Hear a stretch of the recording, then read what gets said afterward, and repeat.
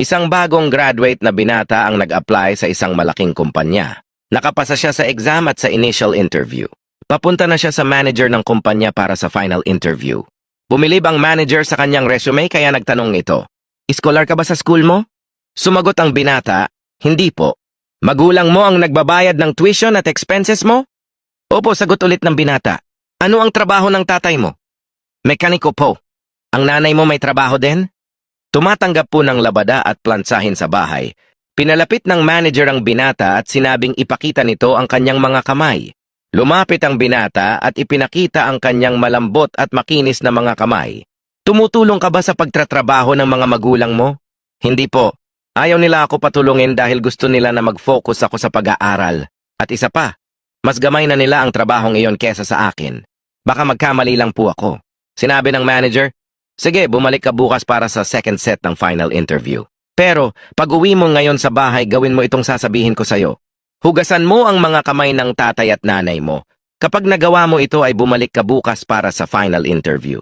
Naramdaman ng binata na malaki ang pag-asa niya na makuha ang trabahong gusto niyang makuha. Pagka-uwi niya ay sinabi niya sa nanay at tatay niya na huhugasan niya ang kanilang mga kamay. Nagtaka ang kanyang mga magulang.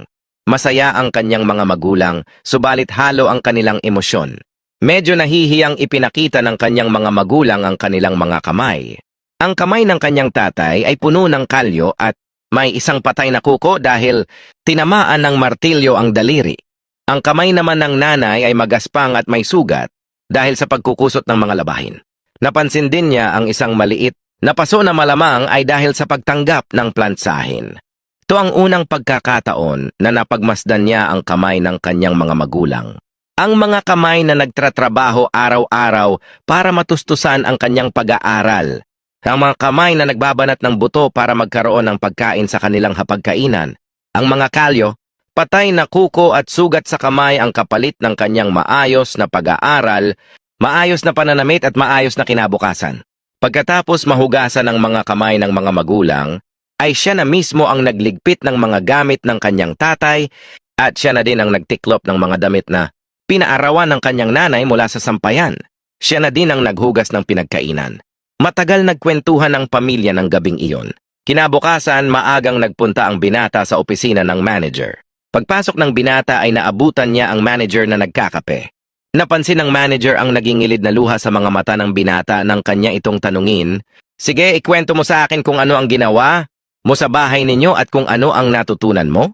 Sumagot ang binata, "Hinugasan ko po ang kamay ng aking tatay at nanay at ako ang nagligpit ng mga gamit nila sa pagtratrabaho. Ngayon ay naiintindihan ko na kung wala ang aking mga magulang, ay wala ako ngayon sa ganitong estado. Nung tinutulungan ko po ang aking mga magulang, ay narealize ko na mahirap palang gumawa ng nag-iisa.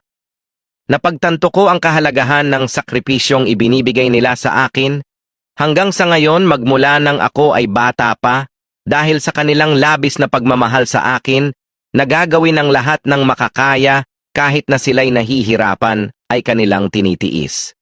Narealize ko kung gaano kahalaga ang pagkakaroon ng magulang ng mapagmahal na pamilya at bilang ganti ay nais kong ako naman po ang maging gabay nila sa pagtanda." Pagkarinig nito ay kinamayan ng manager ang binata. "You are hired.